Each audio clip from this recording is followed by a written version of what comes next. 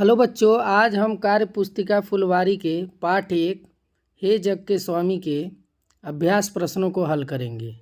तो पहला प्रश्न है, दिए गए चित्रों को पहचान कर नाम लिखें। तो पहले चित्र में सूरज है तो सूरज लिखा है, दूसरे चित्र में कमल है तो कमल लिख देंगे, तीसरे चित्र में चींटी है तो चींटी लिख देंगे और चौथे चित्र में पहाड़ है तो पहाड़ लिख देंगे।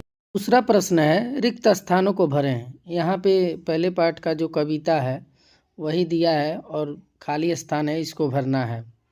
तो आइए चलते भरते हैं। चमक रहा है तेज तुम्हारा, बनकर लाल सूर्य मंडल, फैल रही है कीर्ति तुम्हारी, बन कर के चांदनी धवल।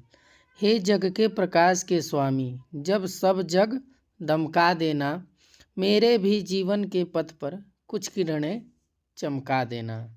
तीसरा प्रश्न है, सामनार्थी शब्दों का मिलान करें। तेज का सामनार्थी प्रकाश, धवल का सामनार्थी श्वेत, थल का सामनार्थी स्थल, कीर्ति का सामनार्थी यश।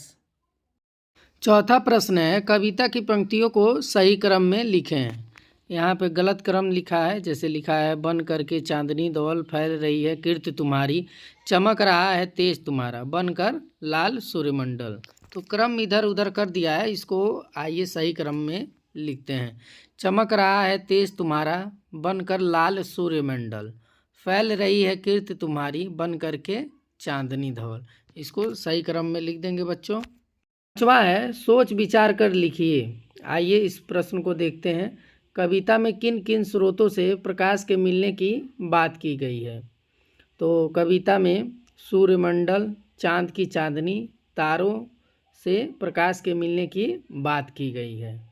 अगला क्वेश्चन है, कविता में किन किन प्राकृतिक चीज़ों की बात की गई है। तो कविता में सूर्यमंडल, चांदनी, तारे और प्रकाश की किरणों की बात की गई है। फिर अगला क्वेश्चन है, प्रकाश रूपी जग के स्वामी को कविता में कवि ने किसको माना है। तो इसका उत्तर है, ईश्वर को कवि ने प्रकाश रूपी जग का स्वामी माना है। छठा प्रश्न है, पर्यायवाची शब्द लिखें। तो सूर्य का पर्यायवाची रवि, दिनकर, सूरज। पानी का पर्यायवाची जल, नीर, तोय। पृथ्वी का पर्यायवाची धरती, भूमि, धरा। पुष्प का पर्यायवाची फूल, सुमन, कुसुम।